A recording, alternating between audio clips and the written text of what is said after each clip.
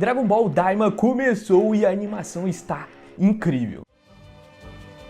Dragon Ball を使うか。恐れる者は全ていなくなりました。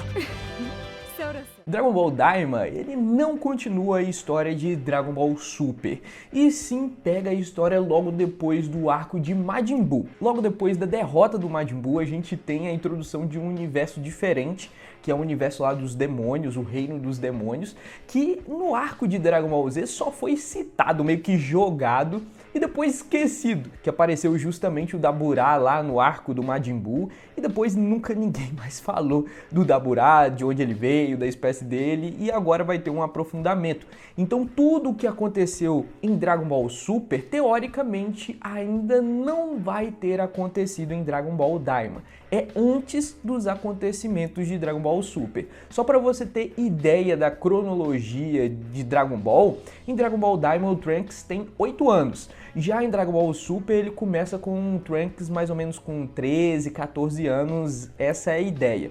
Por isso a gente não vai ter personagens que ficaram marcados em Dragon Ball Super como o Whis ou o Bills. Esses personagens que têm um nível de poder muito acima do resto não vão aparecer em Dragon Ball Daima. Além disso, os vilões provavelmente vão ser mais fracos, já que o Rei Demônio era muito mais fraco do que o Goku é naquele momento, depois de derrotar o Majin Buu. O Daburá não chega nem perto do Goku Super Saiyajin nível 3, vamos ser sinceros aqui. Então o nível de poder se comparado a Dragon Ball Super é muito menor, fora que o próprio Goku vai ser transformado em um Goku pequenininho. Então vai diminuir ainda mais, ao menos temporariamente, o nível de poder, e é aqui que começa o problema. Essa é a última obra escrita pelo autor e criador de Dragon Ball. O Dragon Ball Super ele estava sendo escrito por uma outra pessoa, sendo supervisionado pelo Akira. Porém, o Akira morreu e ele mesmo escreveu a história de Dragon Ball Daima. E o que pega é que o autor de Dragon Ball, ele gosta mais de aventura do que de porradaria, de lutas mesmo shonen, tradicional de Dragon Ball Z. Ele gosta mais do que aconteceu em Dragon Ball clássico do que no Dragon Ball já com o Goku adulto. E o Dragon Ball Daima traz justamente isso de volta, essa aventura. O Goku provavelmente vai se aventurar em um novo universo. Vão ter lutas, sim, mas vai ter mais aventura. Talvez algo parecido com o que aconteceu em Dragon Ball GT, mas acredito que seja melhor escrito, mais bem feito, ao menos é o que eu espero. Porém é isso que o autor de Dragon Ball gostava. O Akira gostava desse ar de aventura, esse ar um pouco mais infantil, e é isso que vai se tratar Dragon Ball Daima. Ainda assim, a animação de Dragon Ball Daima foi espetacular. Nesse primeiro episódio a gente teve a introdução justamente desse reino dos demônios e a transformação de Goku e toda a galerinha em crianças novamente. A gente também teve a introdução de novas esferas do dragão, com novos oponentes guardando essas esferas do dragão.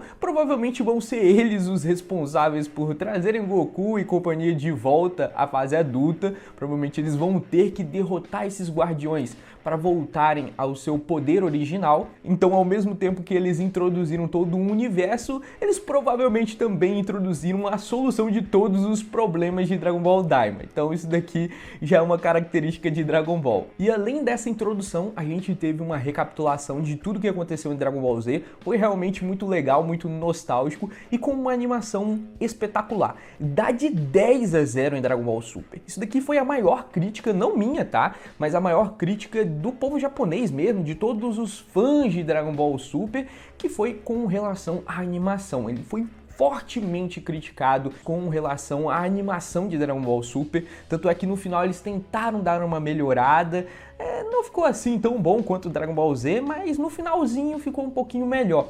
Ainda assim, muita gente caiu em cima de Dragon Ball Super por causa disso. E convenhamos, Dragon Ball é porradaria, é luta, então precisa de uma boa animação para dar certo. E parece que Dragon Ball Daima conseguiu isso, ao menos no primeiro episódio. Foi realmente espetacular. Se Dragon Ball Super tivesse a animação de Dragon Ball Daima, eu acho que poderia ser um dos melhores Dragon Balls, porque seria muito legal ver aquele torneio com uma boa animação.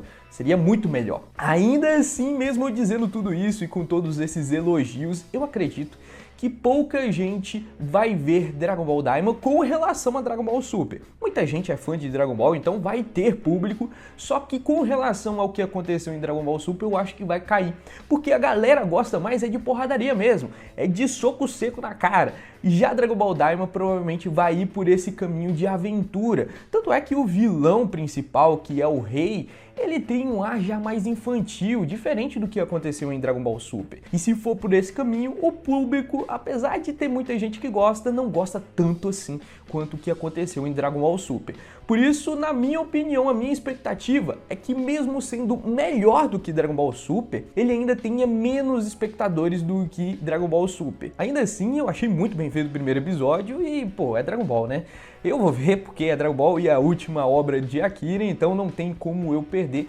Mas vamos ver se o público vai aceitar essa forma de Dragon Ball, não sendo tão porradaria com tantos poderes extravagantes. Mas deixa aqui nos comentários, você vai assistir ou você vai dropar? Acho que vai ser muito infantil. Deixa aqui nos comentários a sua opinião sobre essa obra que teve um primeiro episódio tão incrível. E é isso, até mais.